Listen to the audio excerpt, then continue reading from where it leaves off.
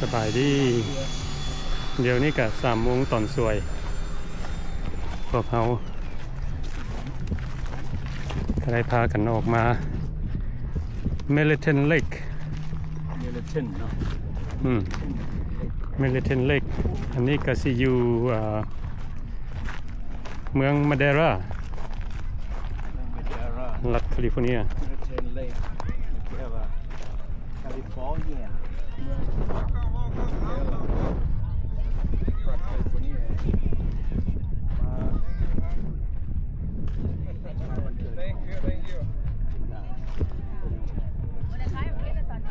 ขั้นห่อไรเขาไปหน้ามาแล้ว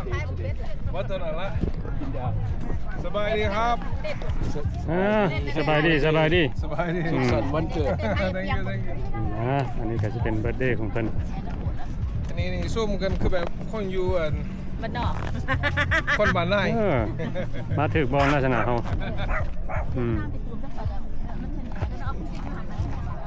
ถ่ายบรรยากาศความงามให้พี่น้องได้เบิ่งเนาะ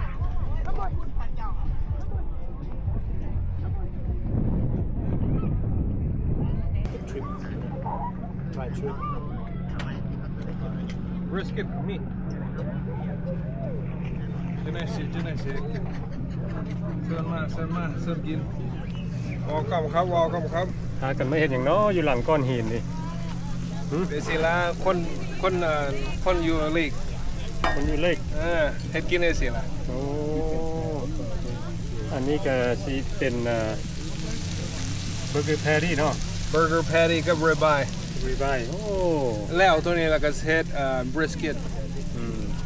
เซิร์นว่าเด้อนี่พี่น้องก็ฮู้จักเนาะคนที่มีชื่อเสียงดังเป็นดารา Facebook ไม่ใช่ครับไม่ใช่เนาะผมคนธรรมดาครับคนธรรมดามามื้อนี้เป็นรายการนี้หยังบอกได้บ่เบิร์ธเดย์ค่อยเบิร์ธเดย์เนาะแฮปปี้เบิร์ธเดย์ซั่นน่ะ thank you ครับ thank you มานำกันจักคนนี่น่ะคือว่าหลายแท้นี่โอ้ยจัก13คนนึงทางนี้เป็นคนเจ้าเบิร์ดบ่นี่เบิร์ดแม่ก็อยู่พุ่นซิโอ้หมู่ก็อยู่พุ่นซิก็จะเป็นแฟมิลี่กับเฟรนด์เนาะเมียได้อยู่เมียคนเฮ็ดป่วยฮัลโหลผู้นี้บ่แต่good เมียค่อยว้าวมองเห็นอันนี้มีกะทิใส่อัวซีนริบายกับข้าวเหนียวว้าวอาหารมีอย่างนี้นี่มากินไหมกะชีปะเต้เนาะว้าวเขียวหมูเต็มมากเลยซานดิเอโกนี่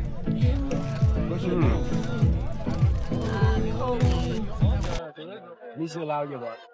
no คนมงhis wife ลาวมงไว้คนลาวลาวมงนี่ก็สิเป็นเมียของจินดาเมียของดาราไม่ใช่เป็นว่าeatโอเค thank you มาฉลองเบิร์ธเดย์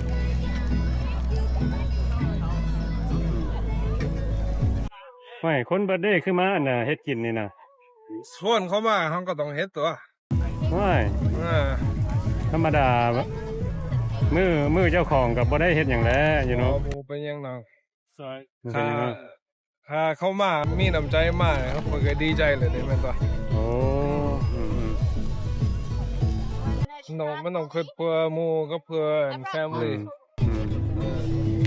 อันนี้นี่เป็นเมลิเทนเลกเนาะMilitant Lake, you Madeira side. So we at Madeira right now. Yeah, ni Fag Madeira, Fag Fresno, you know it? Oh. Ni Fag Madeira. มันต้องขี่ขึ้นมา41โอ้โอเค so อยู่นี่คนอยากมาลอยน้ำก็ได้เนาะลอยน้ำแล้วก็มีแคมปิ้งน้ำเห็นบ่แคมปิ้งอยู่โน่นอยู่แถวโน่นตึกป่าก็ได้โอ้แคมป์หลายปีค่อย I think 2-3 ปีค่อยหลังมาเขาไปแคมปิ้งอยู่พุ่นเขามาเที่ยวเขามาเล่นอยู่นี่แล้วเขาไปแคมปิ้งอยู่พุ่น โอ้ มันนี่มันทั้งเขากลับไปบ้านไปเที่ยวไปมวนต่ออยู่บ้านเขาละ โอ้โอเคอ่า โอ้สิแมเนเจอร์ forever อยู่นี่ อืม หมอแจ็ค อืม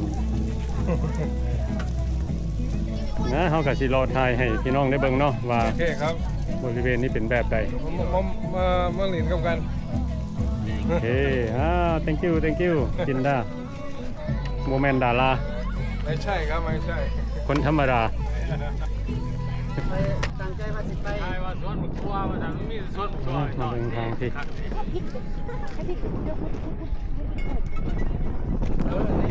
เรามันตรงหนา อย่าสิว่าจังสันที่คนแหงมือใหม่ สบายดีโอ้มื้อนี้ลาวฟาร์มเมอร์บ่ได้อยู่ไห้อยู่สวนเนาะ เอาบ้านไป โอ้มานั่ง บายดี อันนี้ หากินเด้อเด้อ เอ้ยนี่เพิ่นเป็นแม่ของกินดา จะได้ไป เอาคนละพูดจาทำไม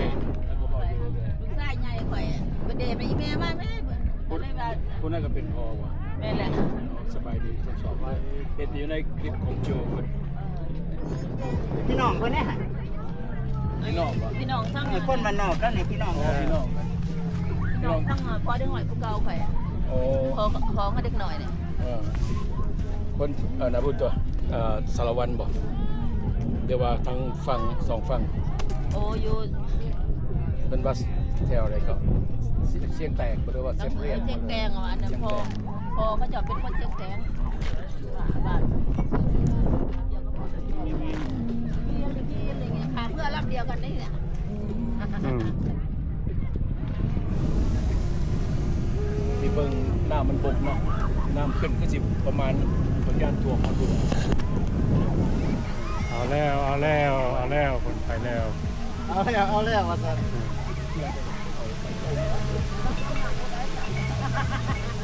น้ำตกน้ำได้เพิ่นว่า ต้องเกี่ยวกับเพื่อนส่วนมาเพื่อนเอาใดแล้วต้องกินหนาวเนี่ย ไปเบิ่ง803ไอ้ 03บ่ดูไปยัง 803แล้วหั่น เด็กเป็ด เลขเป็ดว่าซั่น มาแล้วไม่ยัง โอ้ยเว้าอย่างบ่นั่นเลขเป็ด เก่าสาม โอ้903 เลขหาร034383 เจ้าของเจ้าบ้านเจ้าเลี้ยง เบิร์ดเดย์จิตาเลข3ตัวไม่ยัง2 เก้าห้าเก้าสาม บ่นะบ่03อ่ะ แล้วหนอตอนนั้น 034383ตะเปียง034383 อยู่มันออกมาบ้านชื่อชื่อ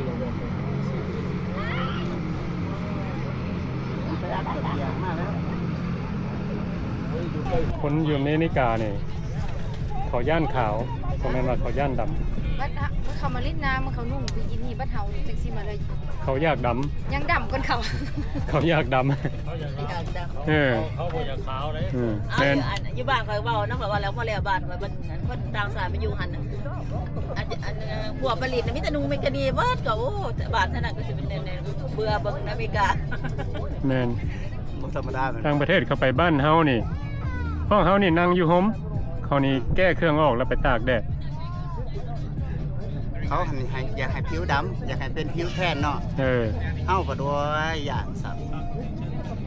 มันบ่แม่นแบบมันเป็นผิวเนี่ยมันไหม้เด้ค่ะทำไปตากแดดมันบ่แม่นว่าดำแบบนั่นแหละ อืม อันตรายเลยผิวไหม้มันกินกินแล้วมันเป็นยังเขาจะห้องมีมะเร็งผิวหนังขนาด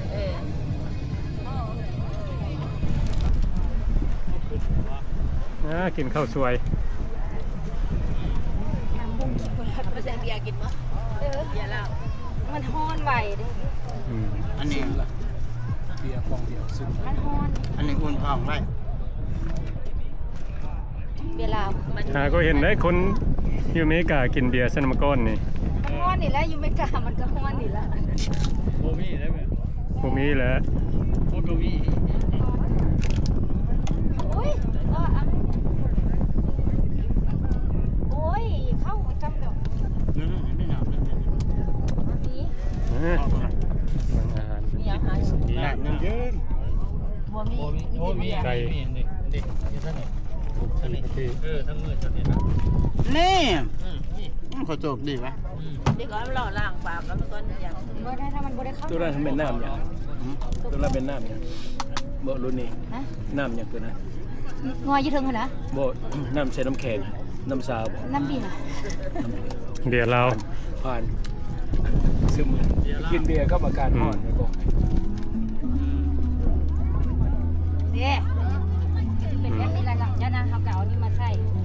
มันจะลาวได้จะเฮ็ดเป็นอยู่นี่เฮ็ดบ่เป็นเลย อืม เอาเย็นให้เจ้านี่เลยมันจังเย็นถ้าเบิ่งเด้อ นี่นี่ เดี๋ยวมันเอามาใส่น้ำก้อนเอามันจังเย็นกินก็ต้องลงได้อยู่ จะคนเมื่อนอนวันนี้ โอ้ยมื้อนี้ยังสิไปสวนอยู่ซั่น เสร็จแล้ว อืม เสร็จแล้ว มีคนเก็บของอยู่สวนอ่ะยังวันเดียวเมื่อน ไปเอาผมเพชรเขาเก็บผมเพชรไปหา6 คุก ตัวเขามามื้อหน้าก็แก้มือใหม่ เสาเก็บบอกเก็บไปพ่อเขาจะได้เป็นขาวมันจะเป็นสีขาวนะเก็บไปพ่อ โต๊ะ มีลมพัดเย็น พ่อเลยได้ โอ้บรรยากาศแบบนี้ขึ้นฮอดเมืองลาวได้เนี่ยนะเนาะมานั่งอยู่คีมน้ำนี่ธรรมชาติ อยากไปเอนิชาม นี่เดี๋ยวนี้ออกเลยยับกับไป อยาก ยังคาเวียกอยู่ อยากไปใส่เนาะ อยากเมื่อเรียนบางลาวพุ่นเลย โอ้ เมื่อวันที่บ่ คาเวียกคางานโอ้คันได้เมื่อประเทศ เรานี่ไปบ่ได้เรานี่นะ ไปแบกบ่ ข้าเวียกเด้ ฮะ อืม ไอ้ไงแล้วไป บ่เคยเมื่อยามจักเทื่อได้เนาะเจ้าเนาะ เมื่อทีเดียวเดือนละหลายสิบปีแล้ว หลายสิบ เพราะ ปี ว่าท่านเราเมื่อนะเราตอนนั้นเตรียมความพร้อมก่อนว่าผู้สาวหาของคนรอถ่ายรอถ่ายสนามบินไปเลย ชื่อว่าโจ้ได้เนาะ ฮะ ชื่อว่าโจ้ได้เนาะ จะบอกซื้อเนี่ย ผู้สาวเช่าอะนะเดี๋ยวนี้ สาวคนนี้เนาะเข่าละ นี่บ่ อืม กันเมื่อเราบ่ได้ย่างเนาะ โอ้ย ขี้แห่ต้องเงินพอดี หิวเปียกเลย เขาหิว เจ้าเว้าคือเจ้าจังไดเมื่อนี่เออว่าเราหัวควรเจ้าบ่ได้เมื่อจักเทื่อ คอยฮู้จัก ได้ยินว่าเขาว่าเจ้าเบิ่งใน YouTube ก็ว่าใน YouTube นี่นะ บ่ สวัสดีเมื่อแล้วบ่เมื่อ คนเฮานี่ก่อนสิเว้าก็เคยผ่านมาแล้วเด้ ต้องมีประสบการณ์ เออ บ่ได้เมื่อจักเดือแต่ว่าระวังเมื่อนะระวังกันเมื่อแล้วบ่ได้ย่างแล้วจะมีรถแท็กซี่ลาย บ่เดี๋ยวนี้เมื่อบ้านเฮาบ่ได้ย่างดอกอ่ะ นะ เขามีคนเทคแคร์ดูแลโอ้ยเจ้าอยากไปไส บ้านเฮาบ่ได้ทางให้พี่น้องเทคแคร์เด้อ ลงย่นนี่ก็อยู่ปีจังหวะก็อยู่เมื่อรถ โอ้อันนี้สิขอต่อเนาะเพราะว่ามีคนบางคนเขาถามมาในกรณีที่ว่าข่อยนี่บ่เคยเมื่อลาวจักเทื่อข่อยฮู้ตั้งแต่ว่าข่อยสิบุกฟิยนต์ออกจากอเมริกาแล้วสิไปลงสนามบินบัดไตแล้วข่อยบ่อยากไปหาผีหาน้องแล้วข่อยอยากไปส่วนตัวของข่อยหลังจากวีซ่าเข้าประเทศลาวแล้วข่อยอยากไปที่ไปเที่ยวเจ้าสิพอแนะนำได้บ่ว่าข่อยต้องไปแบบใดติดต่อรถแนวใดติดต่ออันหาห้องหอความสูงท่องเที่ยวใดแนวใดอันนี้เขาฝากคำถามมาถาม2คนบ้านนอกเขาถามคนบ้านนอกว่าในหน้าที่เพิ่นมี experience เพิ่นในเมื่อ โอ้ แล้วอยากให้คนบ้านนอกตอบปุ่นนี่เนี่ยเพราะว่าปุ่นนี่บ่ได้เมื่อจักเทื่อ จะฮู้จัก ที่จะบ้านถามแท็กซี่สิไปซ้ายได้ไปส่งขึ้นบัสหล่นว่าสิไปทางใต้ขึ้นซ้ายใต้ไปซ้ายเนื้อขึ้นซ้ายเนื้อ ไหนไป แม่นเขาไปลงฮอดวัดไต่นี่ อยู่ในเดินบินวัดไต่นี่เพิ่นก็มีอันน่ะบริษัทแท็กซี่เด้อยู่หั่นนะบอนแตกเงินก็มีบอนแท็กซี่หั่นเฮาไปหาเขาเจ้าเขาก็บอกเพิ่นว่าสมมุติว่าบางเทื่อเขาจองโรงแรมเมียนแล้วเนาะเขาก็บอกเพิ่นว่าโอ้สิไปโรงแรมตัวนี้เนาะคันเฮายังบ่มีโรงแรมนี่เพิ่นก็แนะนำเฮาอีกว่าโรงแรมอยู่แถวเวียงจันทน์หั่นก็มีแบบนี้เนาะเพิ่นก็บอกแนะนำเฮา มีหยังอยากถามเพิ่นบ่ สิไปบ่คนนี้ สมมุติว่าเจ้าเมื่อ ไปเอาได้เด้อ ก่อนสิเมื่อลาวนี่ถามได้ มื้อยังออกไปแล้วเดี๋ยวนี้ก็พูดไป เดี๋ยวนี้มีกรณีหนึงที่เขาโซกันปีกายนี่ตอนที่ว่าคนบ้านนอกเพิ่นอยู่ลาวเนาะอันนี้สิเว้าสู่ฟังเด้อตอนที่เจ้าอยู่ลาวหันมันมีเหตุการณ์หนึงเกิดขึ้นคือมีพี่น้องเฮาอยู่เมืองดีมอยไอโอวาไปสิขึ้นยนต์อยู่สนามบินมินนิโซตาสนามบินมินาโพลิส สิเมื่อเล่าหันแหละผลสุดท้ายไปเช็คอินแล้วเขาบอกว่า เจ้าบ่ได้มีวีซ่าเจ้าต้องขอวีซ่าก่อนเขาก็บ่ฮู้ว่ากฎอิหยังต่างๆเลยเดี๋ยวนี้เจ้าเขาประเทศลาวบ่ได้เราก็จนห้องจนไห้ว่าจังซั่นซะเสียอกเสียใจปียืนก็ได้บุกแล้วเงินก็บ่ได้คืนนะบัดนี้เสียจังได๋ขอเสียจังได๋เราก็โพสต์ Facebook ก็พวกโซเชียลมีเดียเยอะมีการก็แซ่กันจนสถานทูตลาวอยู่วอชิงตันดีซีออกประกาศได้ข่าวดังได้ ได้ยินอยู่ตอนนี้ค่อยก็เห็นอยู่ แม่นบ่ล่ะ เพราะว่าซากันไปเบิดFacebook อีหยังเขาเจ้าอะนะ บ้านนี้ก็เลยอยากถามว่าเดี๋ยวนี้ถ้าว่าคนบ้านนอกสิเขาประเทศลาวนี่ต้องได้อิหยังเขาขอวีซ่าก่อนว่ามันมี QR ของกดนะเขาบอกว่า บ่เฮาบ่ต้องการอีหยังมีแต่ซื้อปี้ยนต์แล้วก็ไปโลดเฮาใช้พาสปอร์ตเฮาล่ะมันไผก็มีพาสปอร์ตแล้วเนาะมีแต่ซื้อปี้ยนต์แล้วก็ไปฮอดลาวเลย อืม เฮาไปฮอดลาวหั่นเดินบินว่าไต่เพิ่นเฮ็ดวีซ่าให้เฮา วีซ่าเขาอยู่พุ่น เออ แม่น เฮาบ่ต้องการเฮ็ดหยังอยู่นี่มีแต่ซื้อปี้ยนต์แล้วก็ไปโลด ทั้งสถานทูตเราอยู่วอชิงตันดีซีเพิ่นก็แจ้งการมาแนวนั้นแหละคันผู้ใดอยากขอวีซ่าอยู่ปีก็ขอได้ in person บ่หรือว่าเขาไปขออยู่วอชิงตันดีซีก็ได้ หรือเจ้าบ่อยากขอเจ้าไปฮอดสนามบินวัดไต่เจ้าก็ขออยู่ปุ่นก็ได้ อืม มันมี3ข้อนั่นล่ะ อืม สิแม่นคือคนบ้านนอกบอกอีหลีพวกเฮาอาจสิแม่นไปบ่ถึกสายการบินและบ่ถึกสนามบินซื่อๆดอก อืม บางสายการบินเขาบ่เข้าใจ อืม เขาบอกว่าเจ้า อืม กลับคืนเจ้าเขาเล่าวบ่ได้เจ้าเขาเล่าวบ่ได้แล้วก็ไปถกเถียงกับเขาหลายเติบอยู่ว่าซั่นคนสุดท้ายเราก็บ่ได้มื้อเราก็จนได้หอบเครื่องกลับคืนเมื่อเด็กน้อย อาจจะเป็นแบบสั้นก็มีเพราะว่าบางเทื่อเพิ่นมีพนักงานใหม่ อืม เพิ่นอาจจะบ่เข้าใจหลายอย่าง ระบบการเปลี่ยนแปลง แม่น กฎระเบียบของ อืม สายการบินเนาะ อืม แสดงว่าแต่นี้ต่อไปนี่คือข่อยสิมีโอกาสนี่ข่อยสิเมื่อนี่ข่อยจะเป็นสิไปขอวีซ่าอยู่สนามบินวัดไต่พุ่นนะ แม่นสบาย แบบนี้แล้วเฮาก็ใกล้สิฮอดมื้อเฮาเมื่อแล้วเนาะเฮาก็บ่ได้มีหยังมีแต่ซื้อปียนต์ซื้อปียนต์แล้วก็พุ่นละไปฮอดวัดไต่อืมฮะ เงินมันไปได้การ ก็ยังบ่ฮู้เทื่อเพราะว่าซื้อวันเวเด้อืม one way ticket บัดนี้เจะเมื่อแต่ละเทื่อนี่คนบ้านนอกนี่เอาเครื่องของเมื่อหลายบ่ ก็เครื่องเบิดโตเฮาแหละ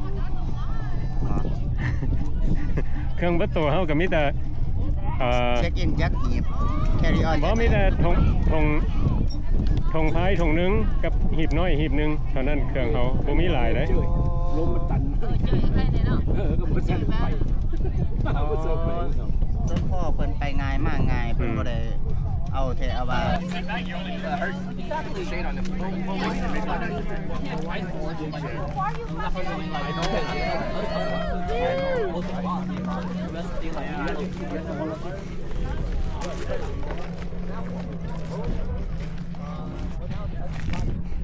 ไอ้ตัว5 บาทนี่เมื่อเนาะ เมื่อแล้วบัดนี้นะ อ่ะลากความร่วมกับพี่กับน้องให้แน่ นะเอาอ้ายใหญ่ฮู้จักเว้า ท้ายสุดนี่ก็วันเกิดของจินดาเพิ่น โดย ก็ขอให้เพิ่นมีอายุมั่นขวัญยืนปีนี้ก็ปีที่43เนาะสู้ๆต่อไปแล้วสู้ๆต่อไป คือใจเป็นบ่ดีนั่งครับคือคนใจดีนี่เรื่องมาเปิดกันได้เลย ฮู้สึกว่าจังไดอ้ายใหญ่ออกมามื้อนี้นี่ แปลกหูแปลกตาดี แปลกหูแปลกตาเนาะ เฮาก็บ่สู้ได้เห็น ได้เห็นความธรรมชาติสวยงามอยู่เมืองมาเดลา พวกเขาก็ปล่อยกันมานี่หลายเทื่อแล้วก็เทื่อทวิตมาเห็นแถวนี้ อืมอันนี้ก็สิเป็นเมลิเทนเล็กอืมหลายคนว่าจะเป็นคนลาวแล้วก็คนต่างชาติเนาะคนพากันออกมาหาอยู่หากินอยู่นี้ตึกป่า พวกเราโมงเฮาแด อืมมีพวกเรา4 คนก็ได้ออกมาชมวิวเนาะมาตากฮีทตากความร้อนเดี๋ยวนี้ก็รู้สึกว่าใครเนี่ยเข้ามาในรถแล้วก็เปิดแอร์เย็น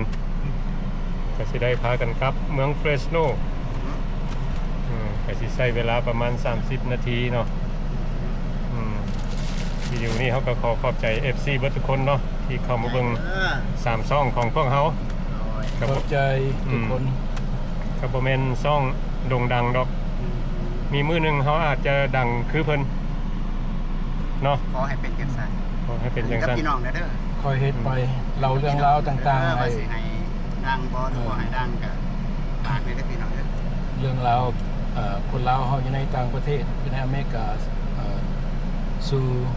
คนทั่วโลกเบิ่งคนลาวทั่วโลก อืม ปั่นเรื่องราวต่างๆสู่กันเบิ่งกันฟัง ตามวิถีคนลาวเฮาวิถีคนลาวในต่างแดน เนาะเขาเฮ็ดวิดีโอออกไปนี่ก็อยากให้เบิดทุกคนได้เบิ่งหั่นล่ะเนาะเพราะว่าจะเป็นลาวอยู่อเมริกาลาวอยู่ทั่วโลกนะ ทั่วโลกลาวอยู่ทั่วโลกเพราะว่าจะเป็นคนลาวเนาะเบิดทุกชาติเข้ามาเบิ่งได้all Laos and other country other nation yeah if you come you can check yeah บ่แน่นะคันว่าพี่น้องติดตามพวกเขาไปแบบนี้นะบางเทื่อพี่น้องอาจจะคิดว่าโอ้คือหมอนั่นเคยเรียนประถมนำกันบ่หั่นกับคอมเมนต์เข้ามาเนาะโอ้ยคือเคยอยู่ศูนย์นำกันบางเทื่อบางเรื่องพี่น้องในต่างแดนส่วนหลายเพิ่นมาอยู่ศูนย์เนี่ยโอ้ยคือเคยอยู่ศูนย์อาคารนั้นอาคารนี้นะแม่นบ่เนาะก็ถามเข้ามาได้พี่น้อง แม่น เพราะว่าจะเป็นสื่อกลางให้สั้น เขาก็เห็นหลายคนขึ้นมาหาเฮาว่าโอ้เจ้าทายค่อยลงมือนั่นพี่น้องค่อยอยู่ลาวเพิ่นโทรมาว่าซั่นส่วนใดก็มีอีกสั่น เห็นเจ้าอยู่ในคลิปว่าเนาะบ่เว้าหลายละคันนั้นเฮาบ่ขับรถมันก็สิบ่ฮอดบ้านเนาะโอเคพี่น้องลาคมลมยินดีมีแฮงเด้อทุกคนที่เข้ามาเบิ่งช่องของบ้านนอกคนบ้านนอกแล้วก็ขี่มรกตแล้วก็กินเข้าไปยินดีมีแฮงพี่น้องเบิดทุกคนบ๊ายบายขอบใจ Peace